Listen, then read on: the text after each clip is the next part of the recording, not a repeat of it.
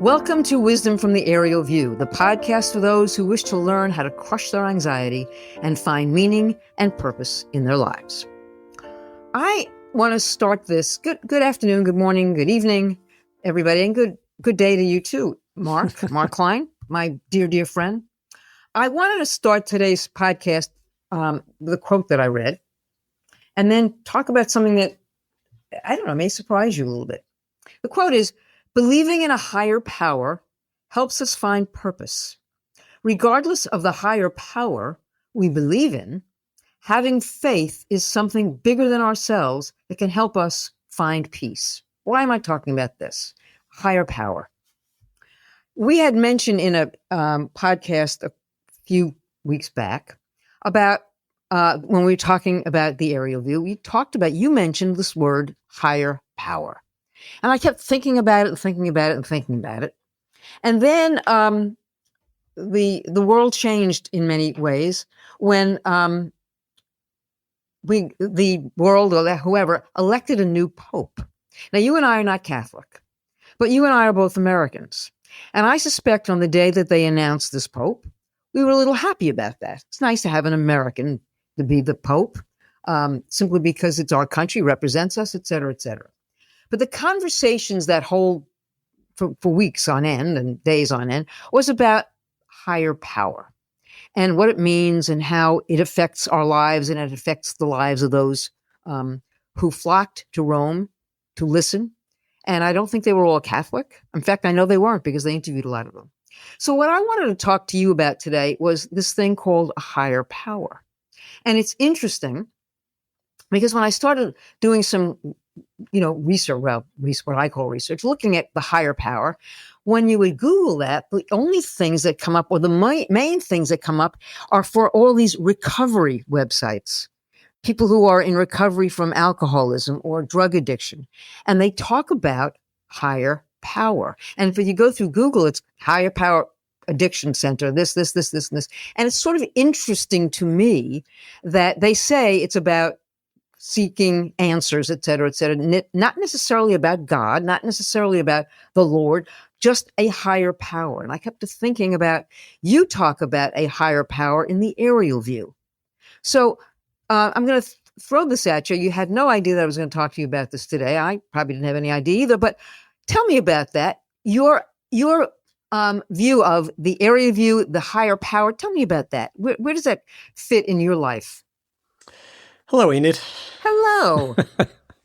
So yes, I had no idea. Of course, you like to tease me and you won't tell me what we're going to talk about because you think it's more fun, but it's probably more fun for you than it is for me. I'm having a ball. Because you know what we're going to talk about and I don't. Yeah. So, but it's good. I mean, it keeps me on my toes. Sure. And it's a very interesting topic because I think I've mentioned this before. I'm very pro-religion in the sense that it encapsulates or requires, and not all religions, most religions require a higher power of some sort. Like I was having lunch with a good friend of mine. He was describing me all the, in the Sikh and Hindu religions have many gods, lots of them, right? Of course, in the Judeo-Christian world, monotheism, which began with Judaism and evolved into Christianity and its many forms of Christianity. There's only one God. But there is a higher power, right? Somebody's either pulling the strings or has some influence over us. And humans, since probably the dawn of time, have felt, either they felt the need to invoke a higher power or they really felt that there was a higher power. And since we don't know, I know Bill Maher on his show, he's quite anti-religion, and he would just look at, if you were on our show now, we'd have a lot more listeners, but at any rate, maybe one day. But I mentioned him because he's very much in the atheist camp. So, but let me actually digress something even more interesting. So everybody knows, most people have heard of Stephen Hawking, who's no longer with us, a brilliant British physicist, did a lot on black holes. He was very famous also for having ALS and being in a wheelchair and actually exceeding expectations by decades of how long he would live. And I like, physics from a non-physics point of view. I'm not a physicist, obviously, but I like reading a lot of kind of lay physics books. And I've read a bunch of his stuff. And I can get through probably 60% of it and kind of just have to go with the other 40%. But one of the books he wrote was about the fact that because of the way that not the unit, but the physics works, universes actually pop in and out of existence all the time. There's not just one universe. There are probably an infinite number of universes. And when he explains how this works, one of his conclusions is we don't need God to explain the universe. Meaning you don't have to have a divine power that created us to explain why we're here. Okay, that's, very interesting. So from his point of view, believe in God if you want, but you don't really need to. I have another, we have physics has another explanation. And then I was listening to another, I guess it was a podcast or whatever, it was on YouTube from a bunch of physicists. This is a couple of months ago.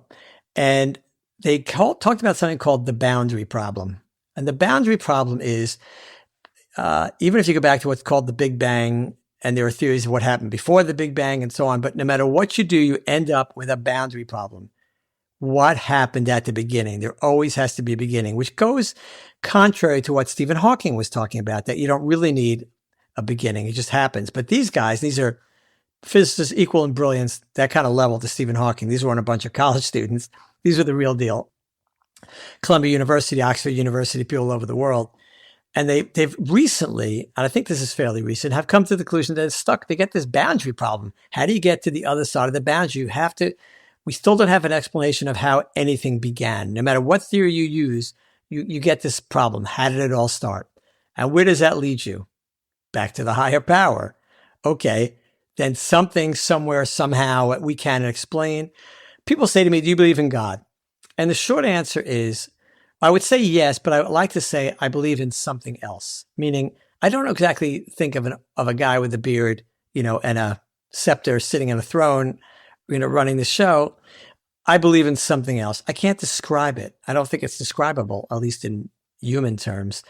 But I believe this in something else. But in our society, in the Western world especially, and I'm not familiar enough with the Eastern world that right now. I've been there, but I wouldn't be able to comment very in an erudite manner about it, so I won't. But at least in the Western world, we've moved away from religion. We've moved away from this idea of this divine power and this overall divine being, and that hasn't worked out too well, right? We have more chaos, more loneliness, more depression, more sorrow, more trauma. The world does much better if we agree on an absolute set of rules rather than a man-made set of rules. So one thing that's nice about a higher power is the higher power says, here are the rules. And we talked about this. We're going to start with 10 because humans can't remember that many things. So we're going to start with 10. Here they are, right? Thou shalt have no other gods before me. Honor thy father and mother.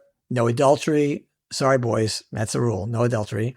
And sometimes sorry, girls too, but that's the rule. Thou shalt not steal. That's a good one. Thou shalt not kill, right? So there's 10 of them, right?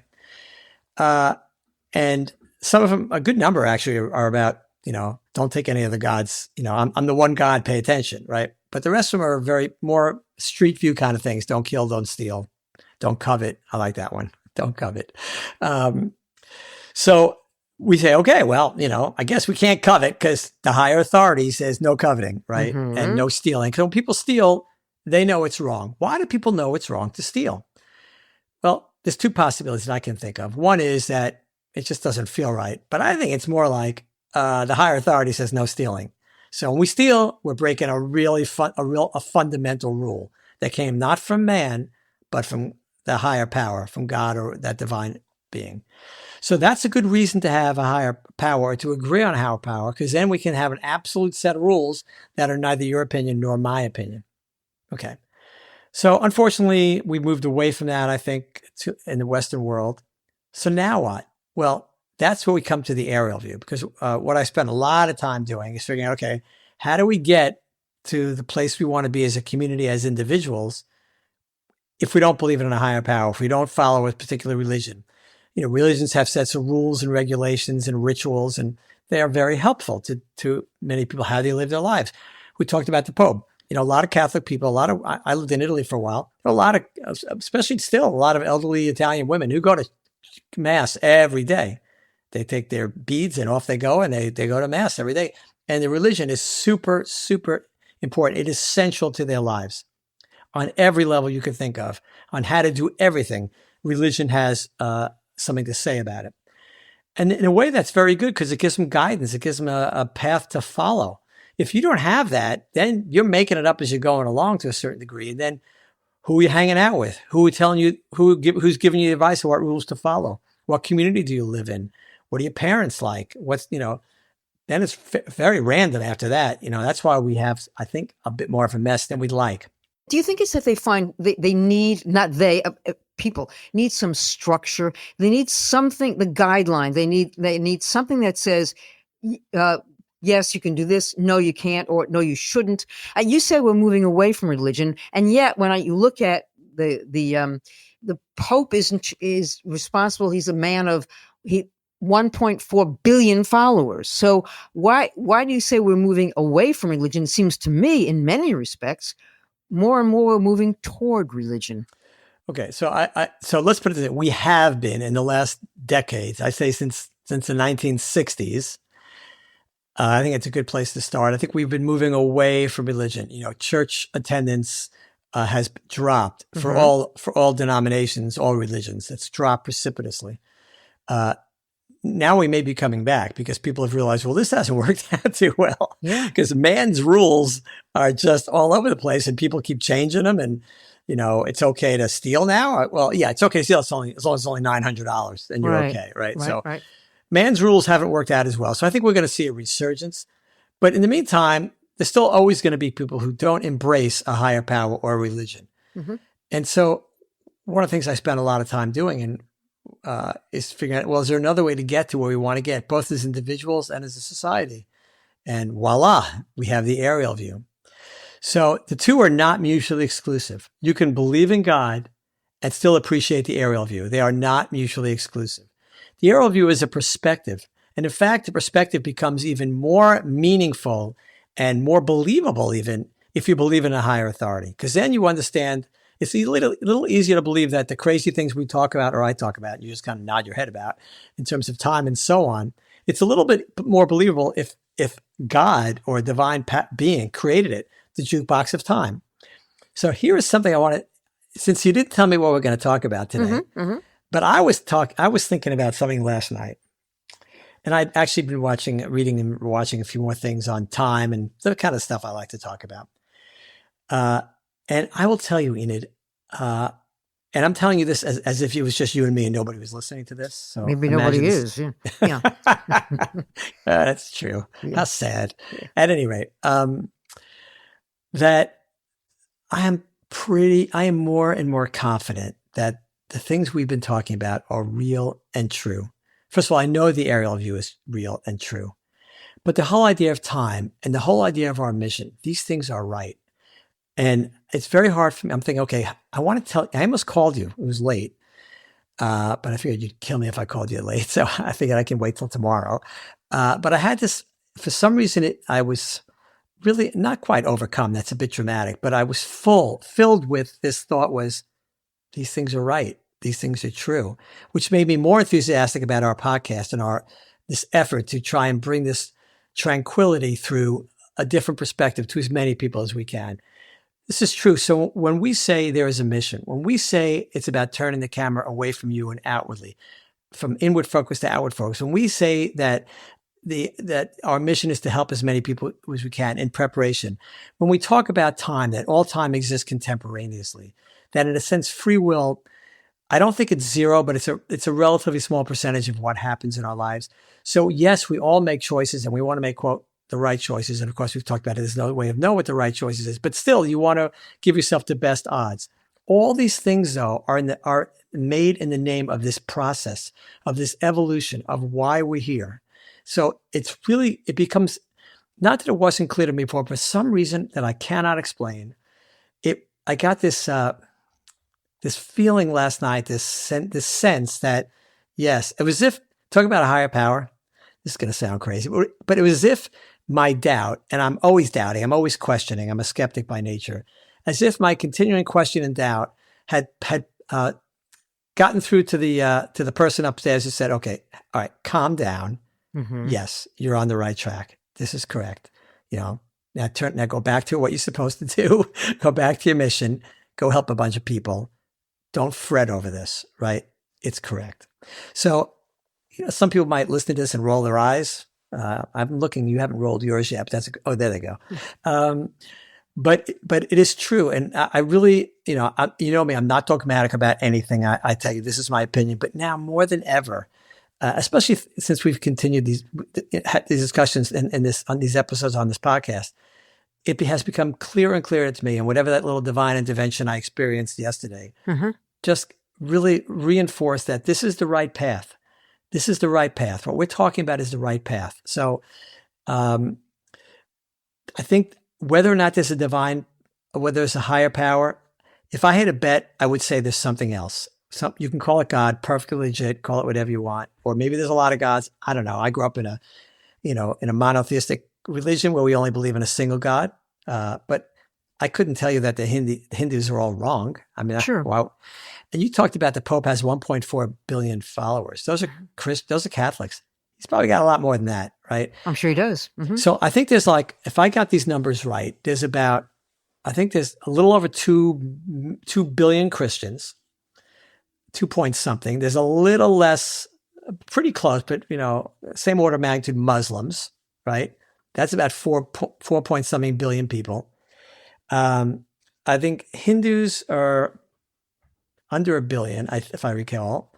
So I think, and you add on a couple of little small religions, Judaism, Sikhs, things like that. There's a bunch of very small religions, relatively speaking. You bundle them all together, maybe you get, 5.5 billion people. That still leaves 2.5 billion who are not affiliated with any religion. And also out of those 5.5 billion, there's a significant percentage that are part of the club, but they don't really practice or believe or follow and so on. So there is a need for probably close to half the population to have another way to get to where they need to get in their lives. And that's where the aerial view is so helpful. You don't have to sign up. You don't have to join. There's no initiation fee. You don't have to go anywhere every Saturday or Sunday. You don't have to swear allegiance. You don't have to believe. You don't have to believe if you don't want to believe. But it's going to get you to the same place. I always said religion is a shortcut. Big fan. Really like it as long as, again, you're not using your religion to bludgeon other people or impose your will or suppress and subjugate other people. As long as you're not doing that, I'm all for it. It's good. It's helpful. But if it's not your thing, and that's probably close to half the people on the planet or some significant proportion, then embrace the aerial view. It will get you to the same place. So in other words, it's almost looking for your comfort zone. I mean, I'm comfortable in religion. I'm comfortable when I go to church. I'm comfortable in the aerial view because there I can look at things in a different way. In other words, I'm out of the street view as you talk about it. That's right. And I'm somewhere else. I guess the other issue I was thinking about, because you mentioned Bill Maher, and I'm a Bill Maher. I watch him every week. He's fun. I actually listen to his podcast every now and again. He is an atheist, and he's an avowed atheist, and he dislikes religion, et cetera, et cetera. The question I would have, I'd love to ask him why. What is it about it that he doesn't? Is it he doesn't believe in a higher power? And if not, that's fine, as you say. But where does he find comfort? He'd probably say in marijuana. But I was going to say the same thing. But I'm wondering where he does find comfort, and I'm wondering where people who are not believers, if you will, and it's an interesting word too. We believe in God. We believe in something. So if you are a non-believer, where do you find comfort?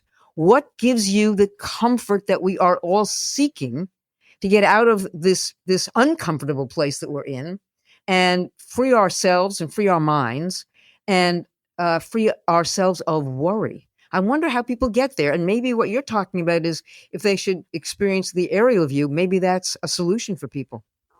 Well, too many people don't find the resolution of their anxiety. It's a super anxious world we're living in. Right. It's a problem. Which is why I have to go back to when I looked at this. When you look at the Google machine and you realize we're looking at higher power, where people are finding comfort, the search engine took me to all these recovery centers.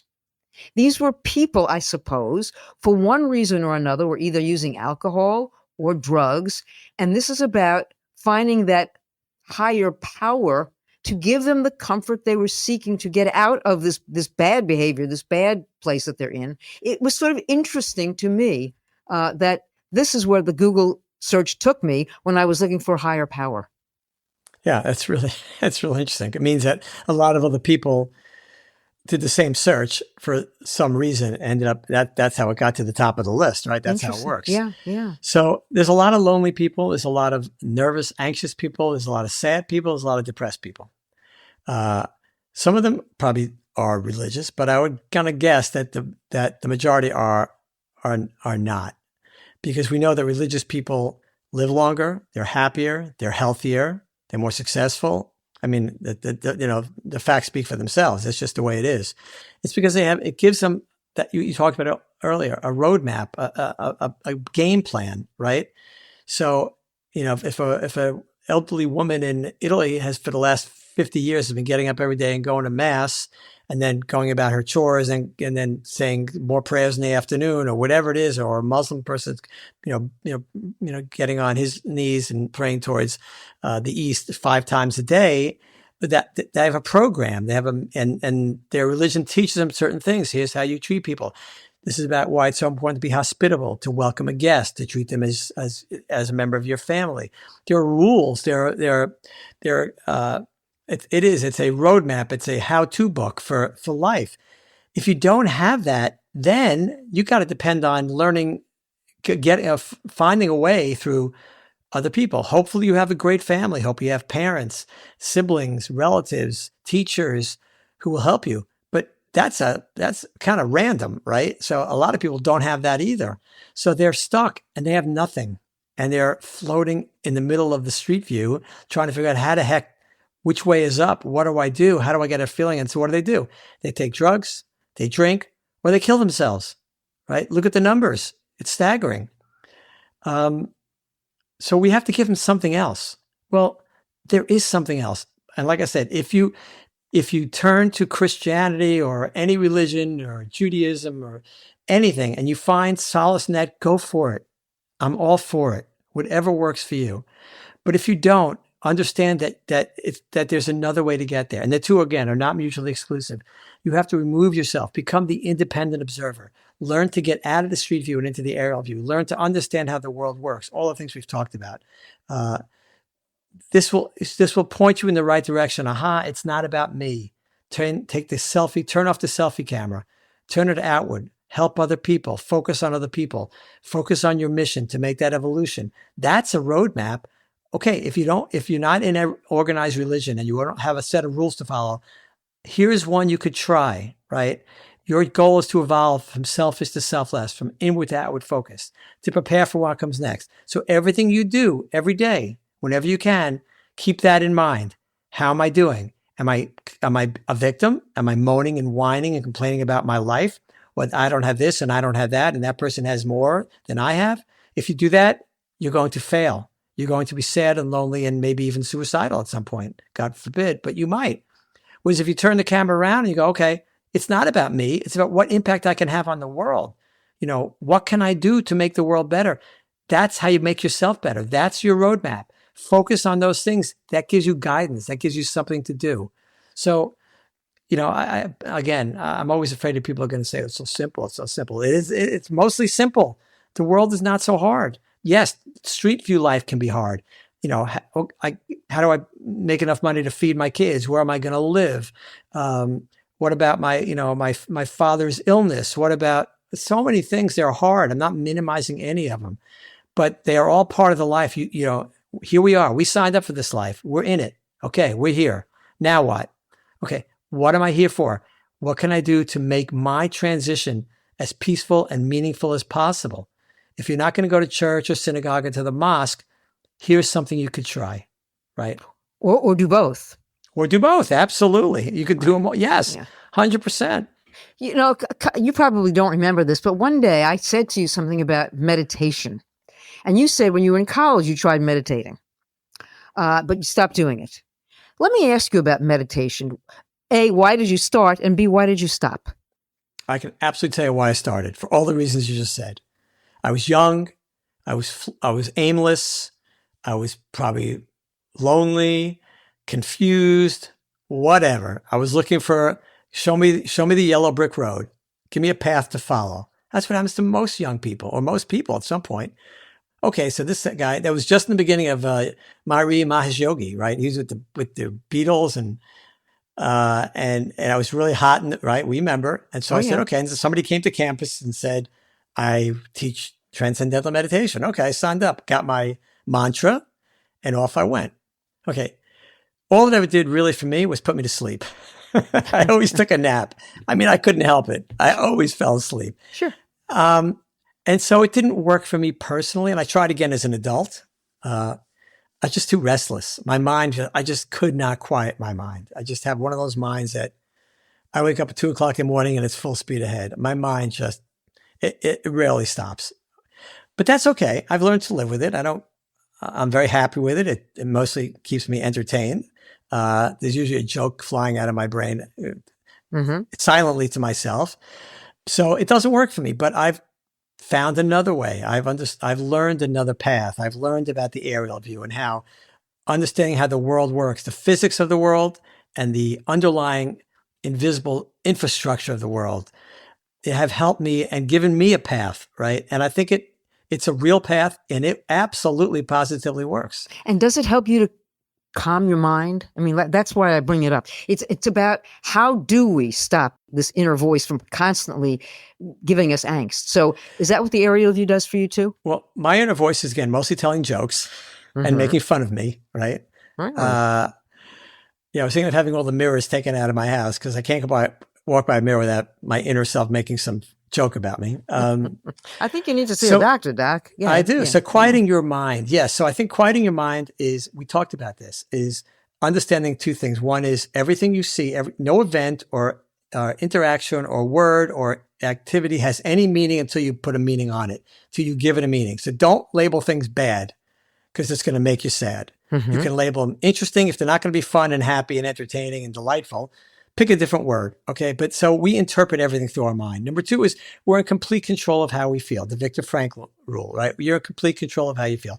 If you remember those two things, that goes a long way. But also remember, it's a life. It's just a life. It's a limited time engagement. It's not a permanent thing. You've come, you're going to stay, you're going to go at some point. We don't know what day that's going to be. We know it's going to happen. There will be a last day of your life. It's not a forever thing. Make the most of it. You're here for a reason. Make that evolution. Make that progress. Run through the tape. Keep going. Always try to improve yourself. I have friends, this is going to, I don't mean to make this sound about me because it's not meant to be about me, but I do a lot. I'm doing a lot of things. I have another company. We do the podcast. I write books. I like to play music. I'm interested in foreign languages. So I have a lot of stuff, right? I don't get bored, right? And people look at me and go, wow, how do you do all those things? You're what are you, some kind of Superman? How do you do all those things? And I go, me? Superman? Hardly. I make fun of myself every day. No, it's just that I realize this is a limited time engagement, right? It's like you get a ticket to the amusement park. You're going to sit on the bench and eat popcorn, or you're going to go do the rides, right? You're going to go, wow, I got like 8 hours at the amusement park. I got to go do those rides. Well, that's life. You got a ticket, right? You have a certain number of moments in your life. Don't sit on the bench, eat popcorn. Go on the rides. Do something and make sure the things you do, even more importantly, are not just entertaining, but meaningful, that you're making that evolution, that you're making that progress, that you're moving towards the fulfillment of your mission. So just look at it that way. Limited time engagement. Don't sit on the bench and eat popcorn. Make it worthwhile and meaningful.